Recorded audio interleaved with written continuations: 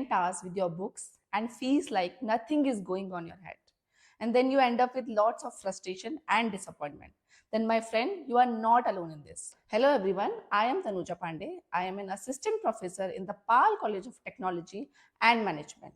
Today we are having a session, and the session is all about what is science of learning, how can we supercharge our study session and make most out of it. Because it is not about studying harder, it is about studying smarter.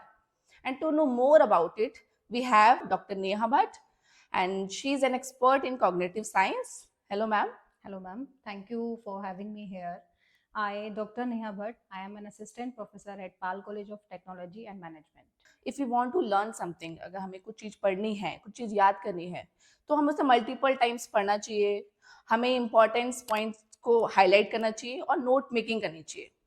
I think this is the best thing we have heard आज तक. But it is effective? No, actually, ma'am, I am totally disagree with this statement. Actually, in cognitive science, this is called passive learning. So basically होता क्या है, जब हम किसी चीज़ को highlight करके पढ़ते हैं या अंडरलाइन करके पढ़ते हैं तो हम उससे बहुत फेमिलियर हो जाते हैं, तो हमारे माइंड में, हमारे ब्रेन में एक फॉल्स सेंस क्रिएट होने लग जाता है कि अगर जब हमारा ब्रेन या हम किसी चीज़ को पढ़ते हैं तो हमारा माइंड ये सोचने लग जाता है कि हाँ, मैंने ये चीज़ पहले कभी देखी है. सो एकदम से सडन एक थॉट आता है कि I have seen this before, so मुझे आना चाहिए.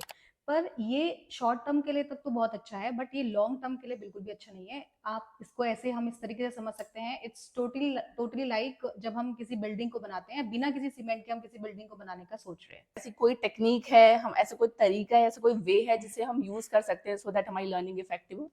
Yes, this is very nice question, ma'am. There are three most powerful techniques are there. Actually, first is active recall. So active recall एक ऐसी चीज़ है, जब हम किसी चीज़ को पढ़ते हैं तो उसको मगिंग करने की बजाय हमें क्या करना चाहिए, we have to close the notebook और हमें अपनी जो भी हमने चीज़ें पढ़ी हैं या रीडिंग करा है या कुछ भी करा है, तो हमें रिट्राइव करने का ट्राई करना चाहिए कि हमने कितना पढ़ा और हमारे ब्रेन ने उस चीज़ को कितना समझा. एक बहुत ही फेमस टेक्निक है जिसका नाम है फ्रीमेन टेक्निक. उसमें उन्होंने ये बताया है कि जब भी हम किसी चीज़ को पढ़ते हैं तो हमें उस चीज़ को ऐसे लेना है जैसे कि 5 साल के बच्चे को हम समझाते हैं. जनरली हम ऐसे पढ़ते हैं कि हमें सारी चीज़ें एक साथ पढ़नी है, बट 5 साल के बच्चे को जब हम समझाते हैं तो हम उसको बेसिक्स क्लियर करते हैं, राइट. तो जब हम बच्चे का बेसिक क्लियर करते हैं, इट मीन्स हम उस बच्चे को समझा पा रहे हैं, तो हमें अपने को भी ऐसे ही ट्रीट करना है. तो जिससे हमारे बेसिक्स क्लियर होंगे तो हमें उस पर्टिकुलर सब्जेक्ट की डीप नॉलेज है वो हमें पता चल जाएगा. Teaching is the best way of learning, right. कि हमें जो है वो इंस्टेड ऑफ मगिंग, हमें उसको क्या करना चाहिए, हमें रिकॉल करना चाहिए. बुक ओपन करके मल्टीपल टाइम्स पढ़ने की बजाय बुक क्लोज करके पढ़ना चाहिए. Exactly, right. Okay. So what about forgetting, ma'am? Because ऐसा तो है नहीं कि ये पूरी मेमोरी हमारे माइंड में लॉन्ग टर्म तक रहेगी. अगर मैंने आज पढ़ लिया तो मुझे वो एग्जाम तक याद रहेगा, तो उसके लिए क्या कर सकते हैं ma'am? So now here it comes space repetition. जब हम जनरली हम सभी लोग जनरली ये मिस्टेक करते हैं, जब हम किसी चीज़ को पढ़ते हैं तो हम क्या करते हैं, आज आपने पढ़ा तो कल हम फिर पढ़ेंगे, देन नेक्स्ट डे फिर पढ़ेंगे, तो हम रिपीटेशन करने लग जाते हैं. तो हमें क्या करना है, हमें रिपीटेशन नहीं करना है. उसमें इसी प्रॉब्लम का सॉल्यूशन निकालने के लिए बहुत ही फेमस साइंटिस्ट हैं हरमन एबिंगस. उन्होंने इस प्रॉब्लम को देखते हुए उन्होंने एक ग्राफ रेडी करा जिसको उन्होंने नाम दिया है फॉरगेटिंग कर्व. तो इस कर्व में उन्होंने बताया है कि हमें चीज़ों को day by day, next day ऐसे नहीं पढ़ना है. उन्होंने बहुत ही रिसर्च के बाद उन्होंने ये निकाला है कि जब हम किसी चीज़ को अगर 20 मिनट्स तक रिवाइज नहीं कर रहे हैं तो हमारे जो ब्रेन है उसमें से 50% रह जाता है. अगर हम 1 घंटे तक नहीं करेंगे तो 48% रहेगा. एंड ऐसा करते करते 7 डे तक आते आते हमारे ब्रेन में से 24% ही रेस्ट रह जाता है.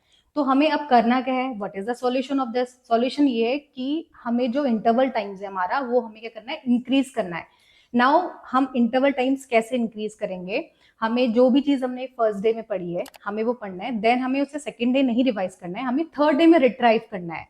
we should not open the book and again we have to cramming. We have to recall, we have to retrieve the memory कि कितना हमें याद है. अगर सिमिलरली आपको जो आपने फर्स्ट डे में पढ़ा वो थर्ड डे तक भी आपको सिमिलरली याद है, it means you are good. फिर उसको आपने थर्ड डे के बाद 7th डे में करना है. तो ऐसे करते करते आपको फिर 21 डे में रिवाइज करना है. तो ये प्रोसेस जो है, this is the best process और इससे आपकी जो मेमोरी है वो बहुत लॉन्ग टर्म तक रहेगी. Consistency is the key. Instead of आप एक दिन में आप उसको 50 बार पढ़ने की जगह है आप 50 दिन में उसका इंटरवल बढ़ा बढ़ा के पढ़िए, सो दैट ये जितनी भी मेमोरी है, जितनी भी आपकी लर्निंग है, वो आपके माइंड में ज्यादा टाइम तक रहेगी. What is the third technique? So, ma'am, the last one is that elaboration and interrelation. So, first I want to talk about interrelation. What is interrelation? जब हम किसी सब्जेक्ट को पढ़ते हैं, हम क्या करते हैं कि एक सब्जेक्ट को 3 घंटे तक लेके बैठे हैं, पर उसमें क्या होता है, वो आपके लिए बोरिंग हो जाता है. जब तक कोई सब्जेक्ट को आप इंटरेस्टिंग नहीं बनाते हैं या कोई इंटरेस्ट के साथ किसी चीज को नहीं पढ़ते हैं, तो ऑब्वियस सी बात है कि हम उस चीज को अच्छे से नहीं ले रहे हैं, अच्छे से ग्रास्प नहीं कर रहे हैं. तो हमें फोकस सिर्फ एक सब्जेक्ट पे ना करके हमें उस सब्जेक्ट को डिवाइड करना है. लाइक हमने 45 मिनट्स हमने हिस्ट्री को दे दिए, 45 मिनट्स हमने सिविक्स को दे दिया एंड 45 मिनट्स हमने जियोग्राफी को दे दिया. तो उससे एक तो आपकी क्रिएटिविटी बढ़ेगी, आपका इंटरेस्ट डेवलप होगा और आप चीजों को बहुत अच्छे से लॉन्ग टर्म तक के लिए ग्रास्प कर पाएंगे. And next is इलैबोरेशन.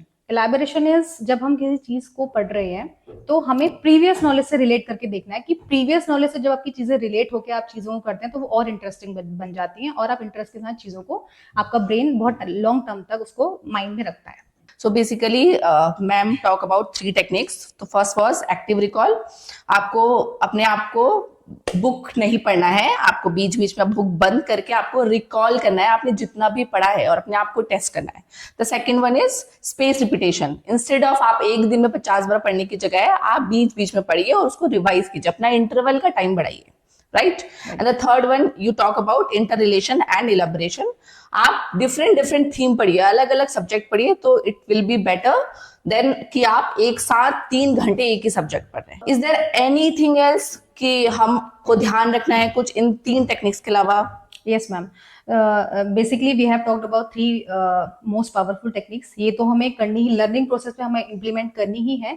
इसके अलावा जो चीजें हैं, बहुत सी जो यूथ है और बहुत से लोग जो हैं वो इस बाकी इन चीजों पे ज्यादा, इन 3 टेक्निक्स पे ज्यादा फोकस करके बाकी जो लाइफ से रिलेटेड चीजें हैं like sleep and other things उनको सब स्किप कर जाते हैं. तो पहले मैं स्लीप के बारे में बात करना चाहूंगी. तो जो हमारी स्लीप है, sleep is very mandatory and very useful for us and this is very important.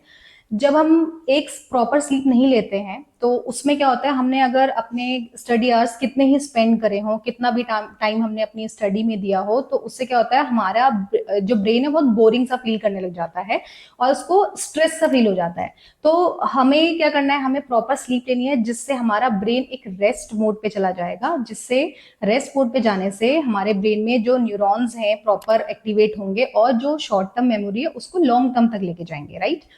And the next one is exercise. This is also very important for us because जब हम एक्सरसाइज करते हैं तो एक्सरसाइज में भी आप ma'am कोई सी भी एक्सरसाइज ले सकते हैं, जैसे कि आपने वॉक कर लिया, आपने योगा कर लिया या whatever exercise you want to do.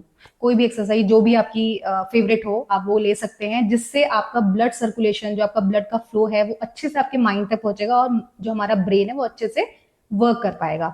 Last but not the least is diet. Diet is very important. तो जब भी मैं डाइट की बात कर रही हूँ, इट डजंट मीन कि मैं अनहेल्दी डाइट की बात कर रही हूँ. This is totally related to healthy diet. तो हेल्दी डाइट में जब हम बात करते हैं हमें पार्ट्स को सेग्रीगेट करना है, like breakfast, lunch and dinner. We should not take all the food in one time. हमें एक ही बार में सारा फूड नहीं खाना है और टमी फुल नहीं करना है. उससे भी आपको बहुत ही आप थका थका सा फील करेंगे, तो आप एक्टिवनेस नहीं ला पाएंगे, आप एक्टिव नहीं रह पाएंगे. तो हमें अपने जो पार्ट्स है फूड का, जो डाइट का पार्ट्स है, उसको हमने सेग्रीगेट करके खाना है, प्रॉपर न्यूट्रिशन लेना है और अच्छी डाइट को अपने लाइफ में इंक्लूड करना है, जिससे कि हमारा ब्रेन उससे जितने भी अच्छी चीजें हैं, अच्छी डाइट से जो भी चीजें हमें मिलती हैं वो प्रॉपर तरीके से वर्क करे हमारी बॉडी के अंदर और हमारे ब्रेन तक अच्छे सिग्नल्स पहुंचे. ओके, सो ये तो था about learning and about lifestyle. So ma'am, in the last session can you please summarise it so that हम बुलेट पॉइंट बना सके, हमें क्या चीज ध्यान में रखनी है और क्या चीज नहीं रखनी है? Yes, sure, ma'am. I just want to summarize this. We should not do repetition. We should test ourselves and we should do exercise and we should take proper diet. So we can conclude this session by saying it is not about being busy with your books. It is about being effective with your books. So these things you should keep in your mind and हम ये ऐसे topics लाते रहेंगे. तब तक के लिए stay tuned. Happy learning.